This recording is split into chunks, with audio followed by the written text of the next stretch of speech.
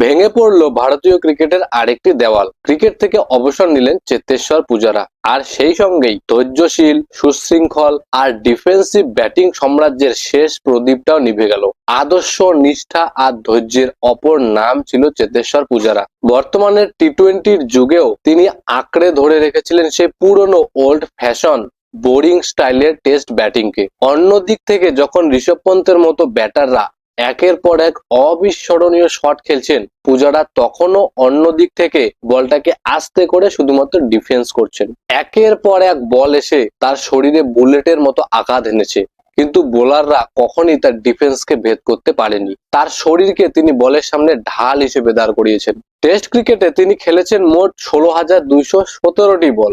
যখন থেকে তিনি ক্রিকেট খেলছেন, ভারতীয় ব্যাটারদের মধ্যে তাকে আউট করা সব থেকে বেশি কঠিন ছিল বোলারদের জন্য।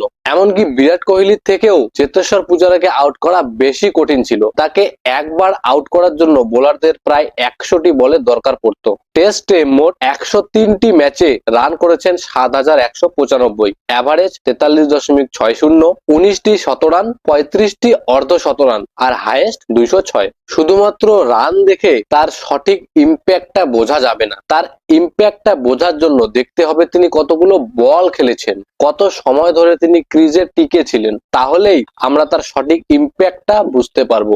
একটা টেস্ট ম্যাচে 5 দিনই ব্যাটিং করার রেকর্ড আছে তার।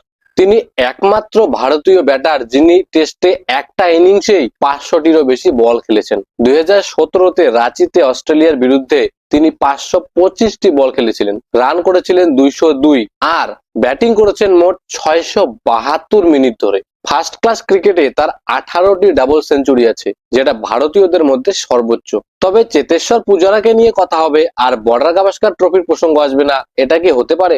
ভারতকে অস্ট্রেলিয়ার মাটিতে প্রথম বর্ডার গাভাস্কার ট্রফি জেতার পেছনে মূল কারিগর ছিলেন চেতেশ্বর পূজারা। 2018-19-এর সেই বর্ডার গাভাস্কার ট্রফিতে 4 ম্যাচে 74-এর অ্যাভারেজে 521 রান তিনি করেছিলেন। তবে তার থেকেও বড় কথা, সেই পুরো সিরিজে তিনি বল খেলেছিলেন 1258টা।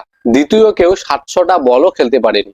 আবার 2020-21-এর বিজিটিতেও জয়ের অন্যতম কারিগর ছিলেন তিনি। গাবার সেই বিখ্যাত জয়ে শেষ ইনিংসে মোট 211টা বল তিনি খেলেছিলেন। শরীরে এমন কোনো জায়গা বাদ যায়নি যেখানে বল আঘাত করেনি। বর্তমানে টি-20-র যুগেও ক্লাসিক্যাল টেস্ট ব্যাটিংকে তিনি ছাড়েননি। নতুন বলকে খেলে খেলে পুরনো করে বাকি ব্যাটারদের জন্য রান করাটাকে তিনি সহজ করে দিতেন।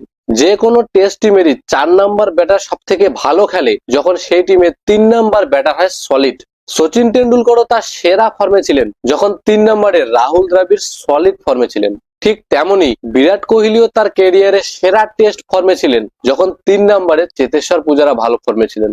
এক এন্ডকে ব্লক করে দিয়ে তিনি অন্য এন্ড থেকে বাকি ব্যাটারদের জন্য রান করাটাকে সহজ করে দিতেন। কোহলি, রোহিতের মতো অ্যাটাকিং ব্যাটার ভবিষ্যতে অনেক আসবে, কিন্তু চেতেশ্বর পূজারার মতো ডিফেন্সিভ ব্যাটার ভবিষ্যতে আর হয়তো কোনোদিনও আসবে না। হর্ষ ভোগলের মতে ইয়ো হানি সিং এর যুগের ক্লাসিক্যাল সিঙ্গার হলেন চেতেশ্বর পূজারা। ভারতীয় ক্রিকেটে তার অবদান সবসময়ই মনে থাকবে।